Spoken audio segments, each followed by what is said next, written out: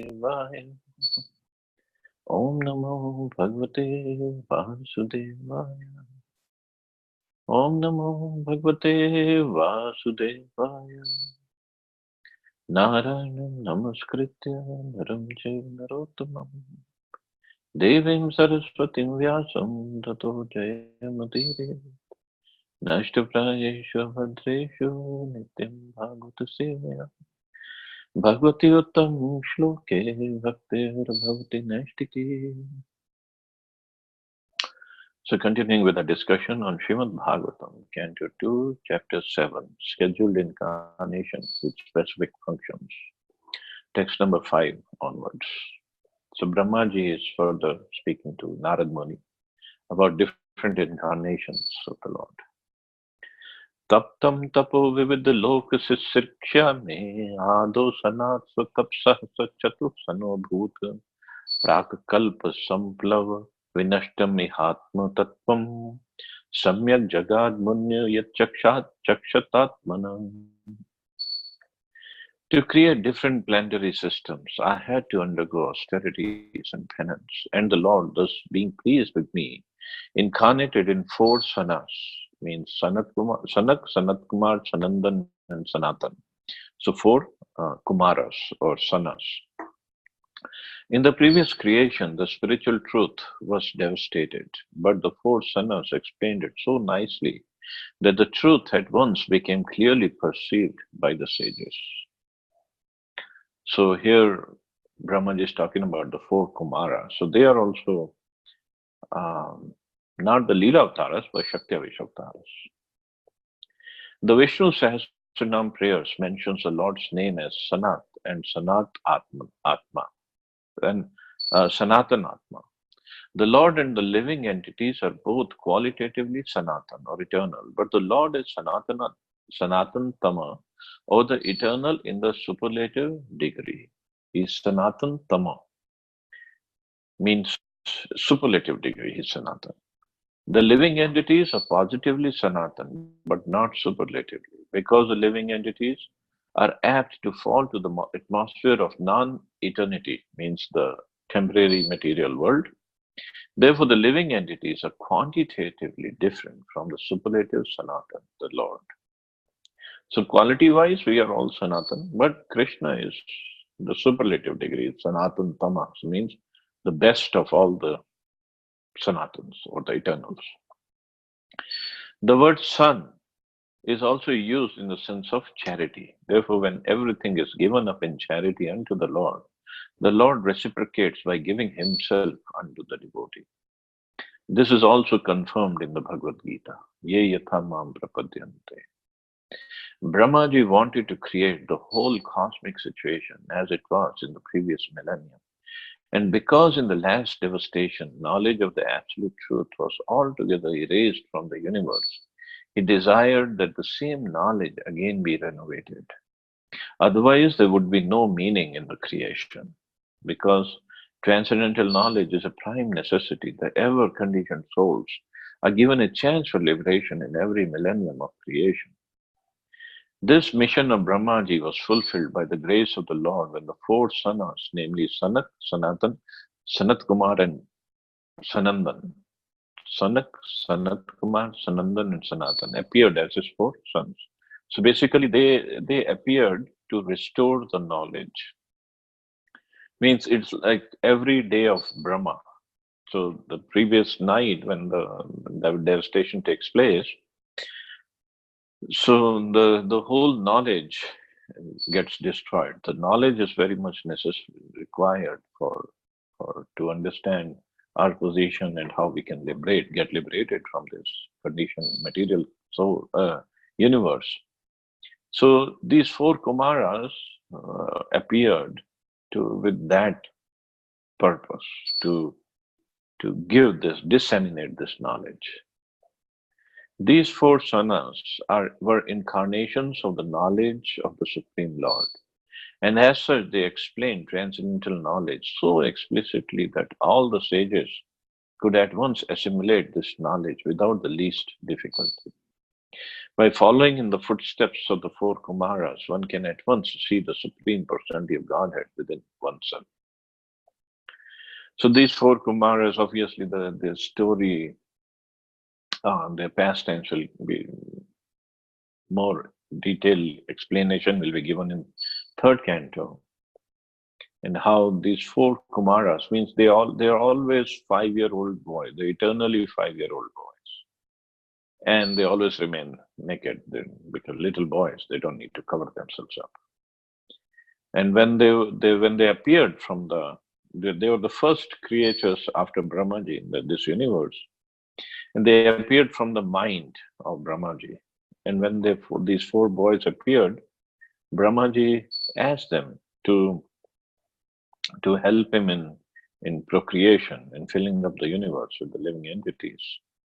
And four Kumaras said, "We are not interested in getting married, getting into grahastha life, and doing progeny." So Prabhupada there he writes that although Brahmaji is their guru also, he is father and the guru as well of four Kumaras.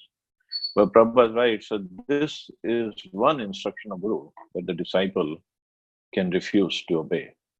If the Guru says get married, disciple says no, I don't want to get married. I want to remain brahmachari. He can do that. So when these four Kumaras refused to get married and to have the progeny, Brahmaji got very angry because he is in charge of mode of passion. So he got very angry. So in his anger, he told these four Kumaras, "Okay, you always remain like these babies. You don't grow up, never grow up." Of course, the four Kumaras, they were very happy because if they're like babies, then there is no chance of having any sexual desires.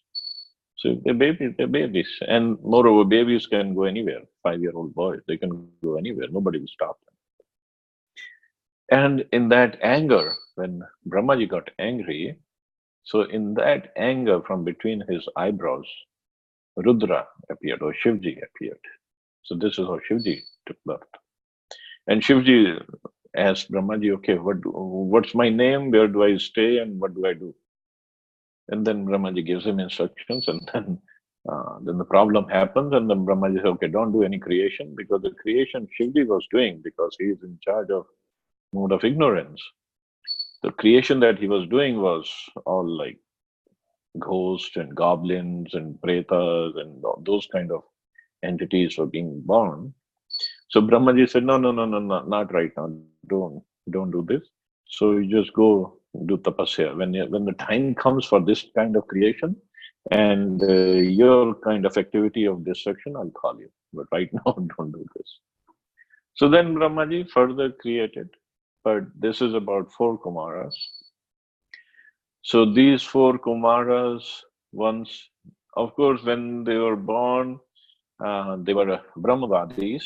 They didn't believe in the personal form of the Lord. And once they had the desire to go to Vaikuntha, so they went in the same body, same body, they went to Vaikuntha because they were so advanced, so self-realized. And in Vaikuntha, they crossed the 6 gates. It is said there are 7 gates in Vaikuntha. But 7th gate, when they were going to cross and meet Lord Vishnu, these two gatekeepers, Jay and Vijay, they stopped them. Of course, Jay and Vijay stopped them because they were saying, "Well, you little boys, naked boys, what are you doing here? Just go away, play somewhere else. Don't come here, don't disturb our Lord." They didn't realize these are self-realized sages, although in the body of little boys. So they got cursed by four Kumaras.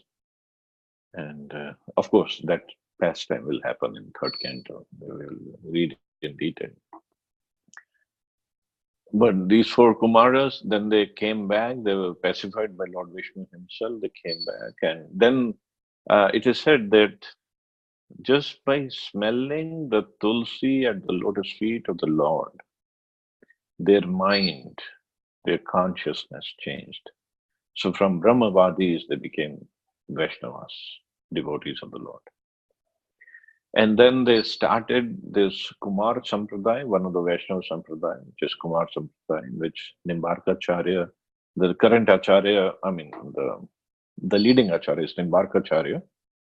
And so in that Vaishnava Sampradaya, their the Mahamantra is Radhe Krishna, Krishna Krishna, Radhe Radhe, Radhe Shyam, Shyam Shyam, Radhe Radhe. And they basically focus on, in that sampradaya, they basically focus on Gopi Bhav, Gopi's love for Krishna. So there is subtle difference between Kumar Sampradaya and Brahmadav Gaudiya Vaishnava Sampradaya that we can discuss some other time. But it's a wonderful Vaishnava Sampradaya, bona fide Sampradaya. And if somebody is following that, he can also achieve Krishna Prem, the way gopis used to love Krishna. Or not used to, I'm sorry. They still love, the gopis love Krishna. That is it. Text number 6. Dharmasya daksha duhitarya janishti murtya narayano nariti swatapaha prabhavaha drishtvatmano bhagavato niyamalopam devyas tvananga pritana ghatitum na shekuhu. To exhibit his personal way of austerity and penance, he appeared in twin forms as Narayan and Nar, in the womb of Murti, the wife of Dharma, and the daughter of Daksha. Celestial beauties, the companions of Cupid, went to try to break his vows, but they were unsuccessful, for they saw that many beauties like them were emanating from the personality of Godhead.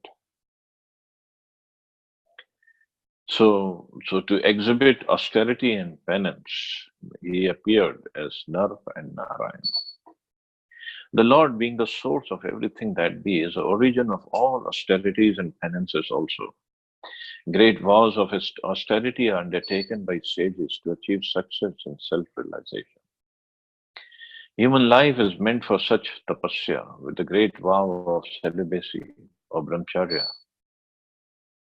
In the rigid life of tapasya, there is no place for association of women. And because human life is meant for tapasya, self-realization, factual human civilization as conceived by the system of Sanatan Dharma, the school of 4 castes and 4 orders of life, prescribes rigid dissociation from women in 3 stages of life.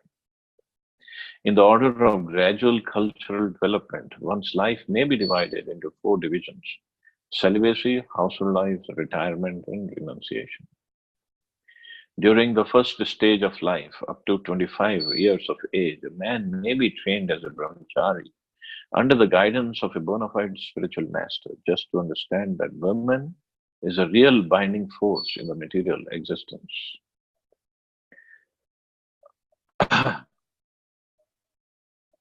Of course, this is what Prabhupada is writing. I'm not saying that, so don't kill me.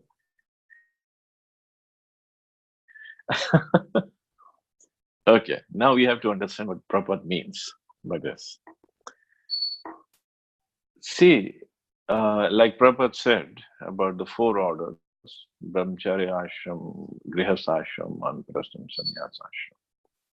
So in Grihastha Ashram, a man has a right to associate with women. This is pre-Kali Yuga. In Kali Yuga, everything is topsy-turvy. So we can't even imagine what happens in Kali Yuga. So previous yugas, so I mean the Grihastha Ashram, it's an ashram. It's not like all the Grihasthis, they have fallen associating women and they don't do any bhakti or any self-realization they cannot achieve. It's not that. It is an ashram.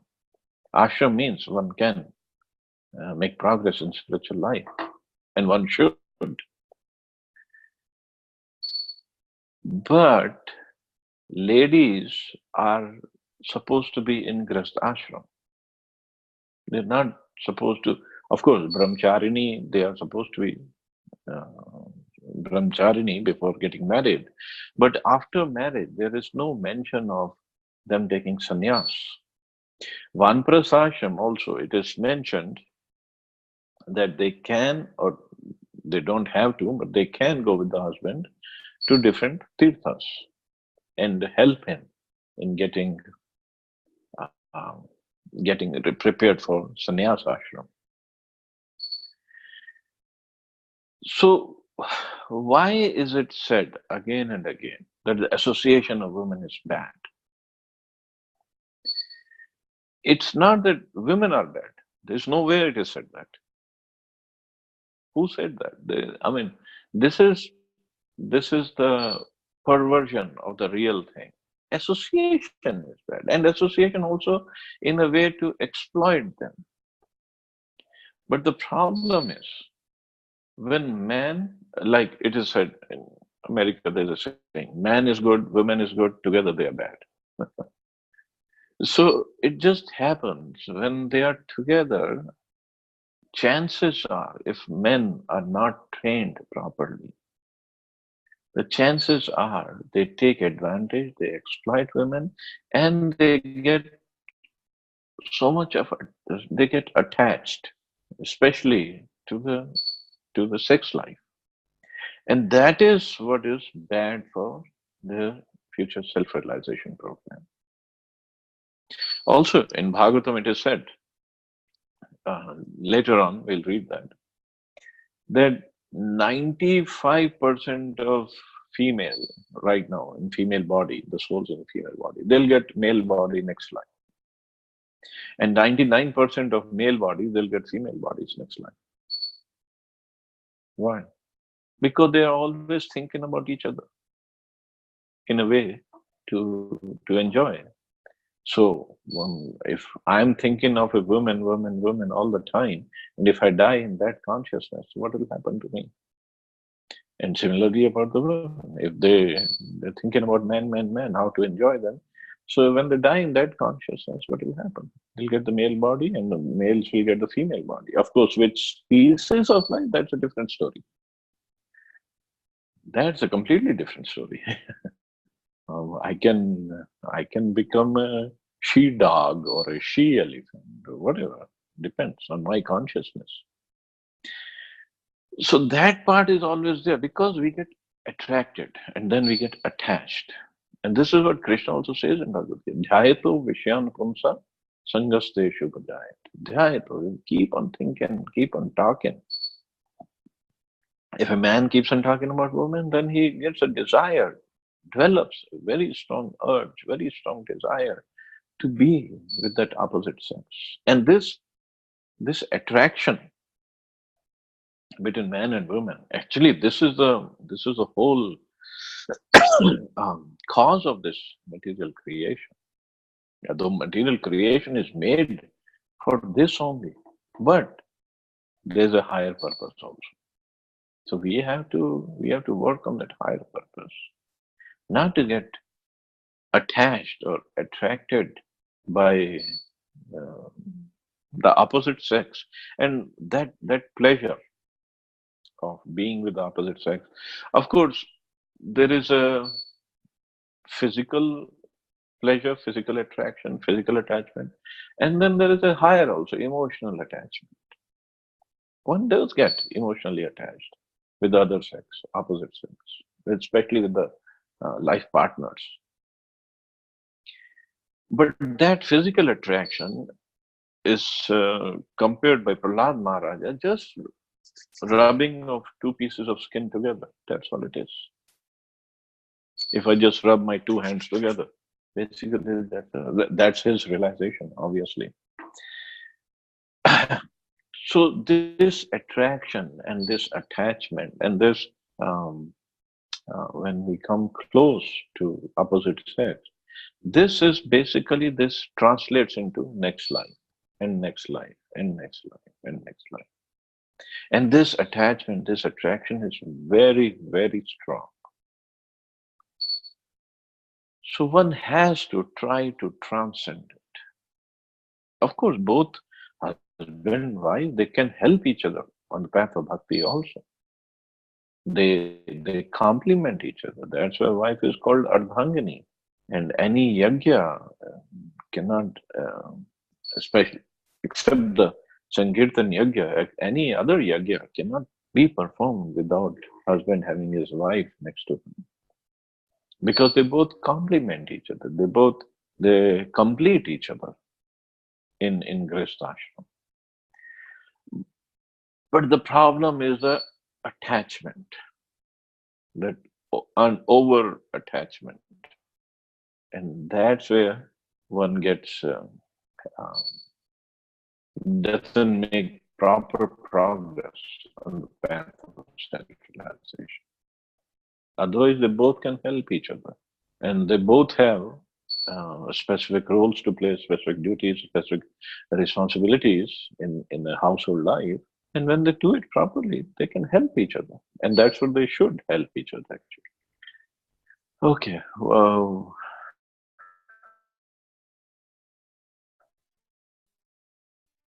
Prabhupada further says, if one wants to get freedom of sort of association with women, it's a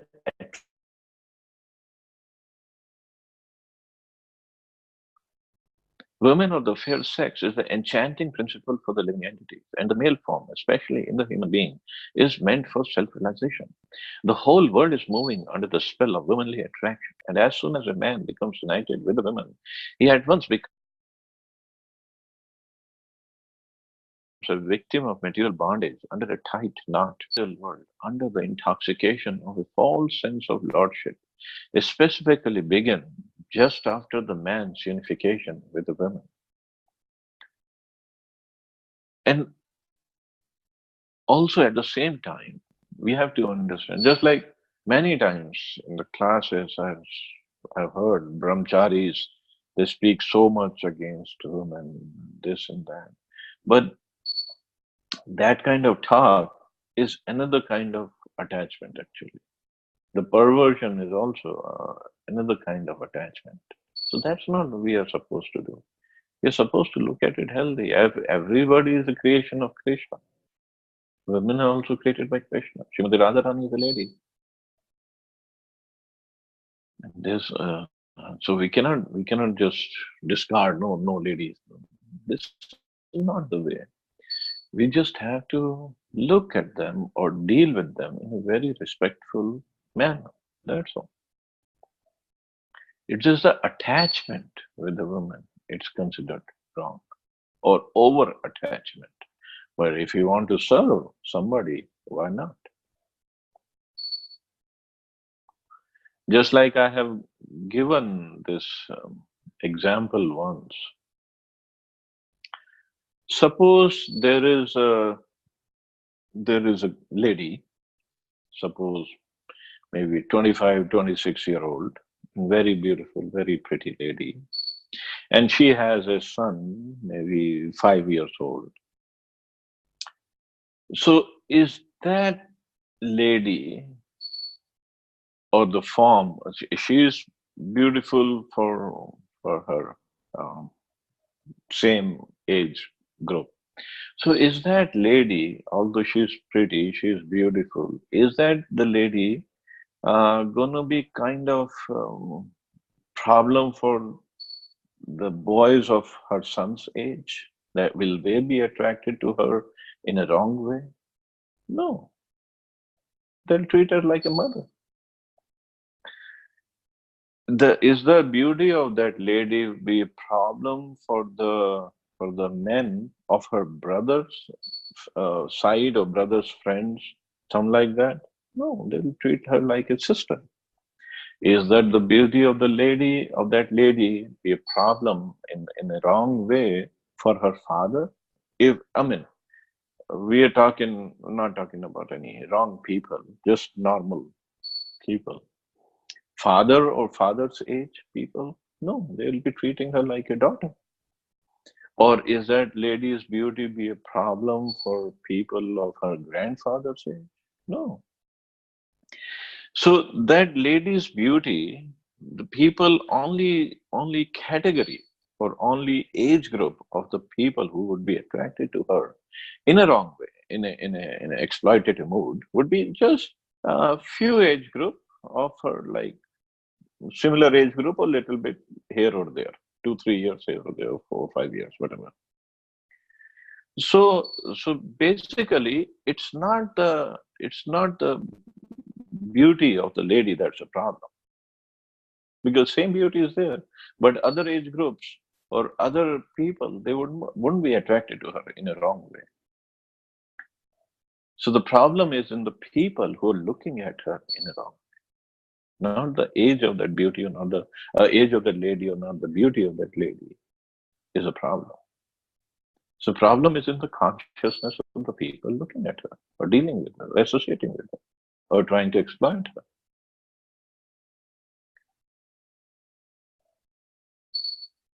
Of course, sages also fall down because of the beauty of apsaras like Vishwamitra.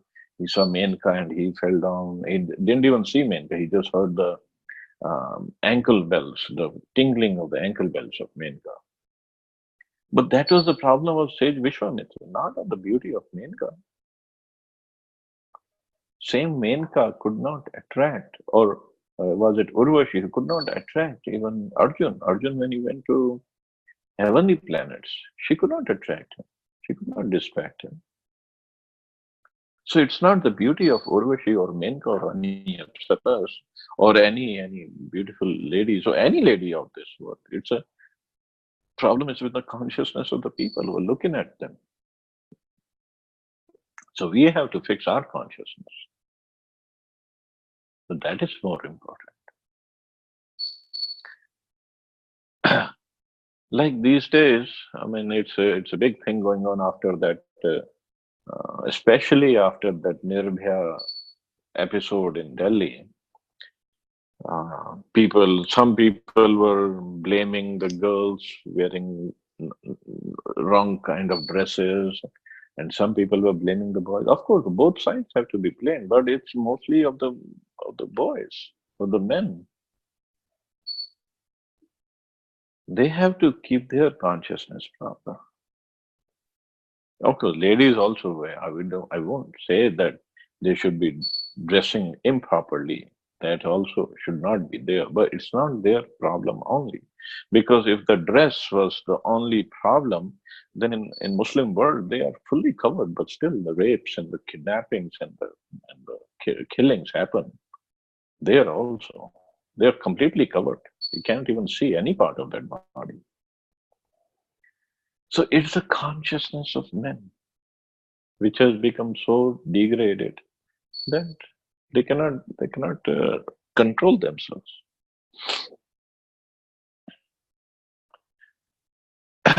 Anyway, the desires for acquiring a house, possessing land, having children, and becoming prominent in society, the affection for community and the place of birth, and the hankering for wealth, which are all like phantasmagoria or illusory dreams, encumber a human being, and he is thus impeded in his progress towards self-realization, the real aim of life.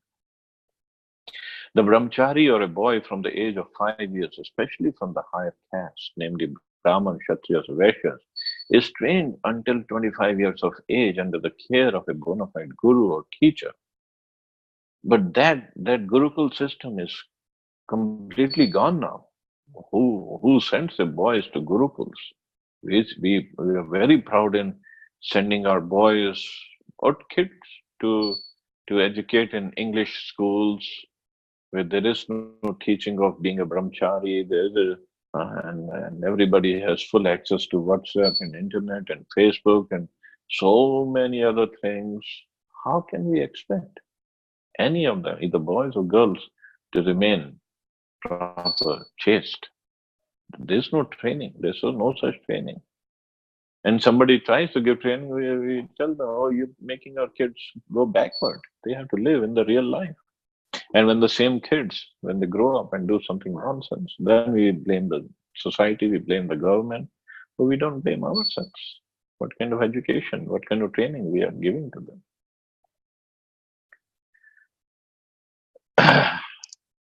Anyway, so there is, I'll come towards the end because time is over. There is a common proverb that a confectioner is never attracted by sweetmeats. The confectioner who is always manufacturing sweetmeats has very little desire to eat them. Similarly, the Lord, by his pleasure potential powers, can produce innumerable spiritual beauties and not be the least attracted by the false beauties of material creation. One who does not know alleges foolishly that Lord Krishna enjoyed women in his Raslila in Vrindavan, or with his 16,000 married wives at Dwarka. But here in this verse, it is said he incarnated as Nar Narayan Rishi in fact, at Badrinath. That's where he's doing his tapasya. And even Cupid himself went there and he could not attract Nar Narayan Rishi. So that is the power of Krishna. Anyway, I'll stop here. See anybody has any questions or comments.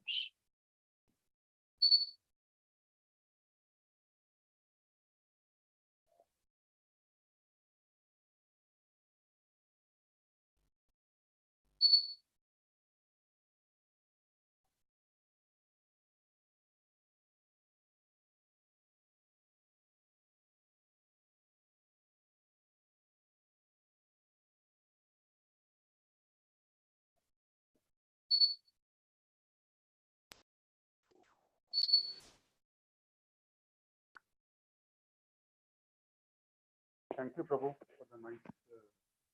Thank you, Prabhuji. I hope none of the Matajis got offended.